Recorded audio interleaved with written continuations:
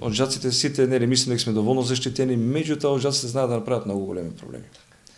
Тоа е малку затаен нас Тивук непријател, ние го викаме, така го крстиме, поради тоа што тој знае да делува тајно, подмукло би рекол, и да шета низ цел стамбен објект.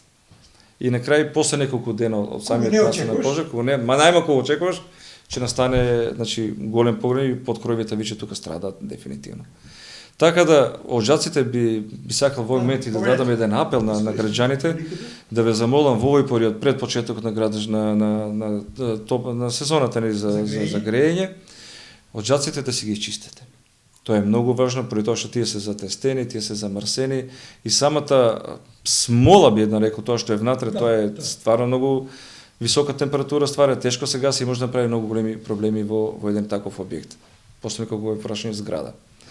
Други проблематики што би можеле да не идеме во овој следен период, нели, се вклучува дополнителни грејни тела, да се внимава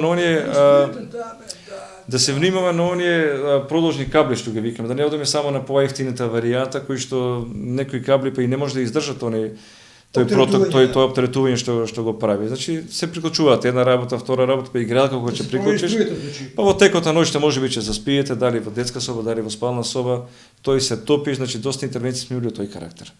Значи ги замолувам граѓаните да внимаваат малце на тои продолжни кабли и на тоа електрично оптеретување што се прави во текот на тој период.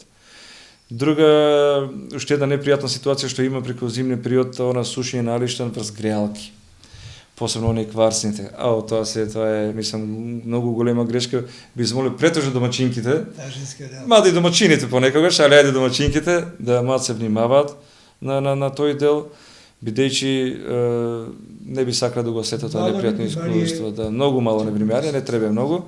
Така да со тој едукативни средби, ја верувам дека малку свеста се будејќи народот, и верувам дека е тоа така, бидејќи веќе наредната година кога сме ки бројот на пожари, не спомнавме дека 2019 веќе имаме 430, наредната година 2020 веќе намаливме на 250.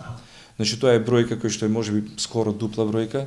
Се надевам дека тој резултат е од самото разбудување на граѓаните, на свеста разбудување, а и верувам дека е тоа така,